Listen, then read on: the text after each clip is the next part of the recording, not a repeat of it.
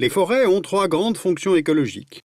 Première fonction, grâce à l'eau de pluie absorbée par le feuillage et les racines, les arbres stockent d'importantes quantités d'eau, puis la restituent sous forme de vapeur d'eau. C'est ce qu'on appelle l'évapotranspiration. Les forêts participent ainsi à la fréquence et à l'abondance des précipitations et au maintien d'une certaine humidité dans l'air.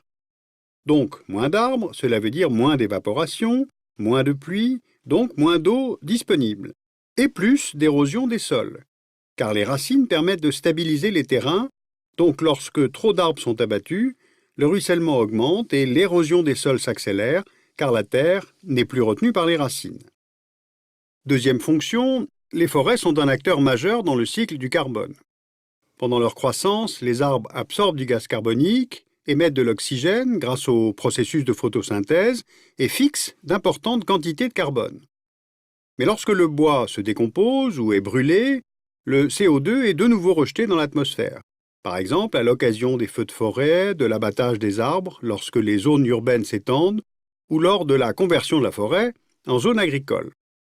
Donc moins d'arbres, c'est moins de carbone stocké. La photosynthèse opérée naturellement par les arbres explique cette séquestration du carbone. C'est bien pour cela que l'on dit que les forêts forment des puits de carbone quand elles sont bien gérées. Troisième fonction, le réservoir à biodiversité.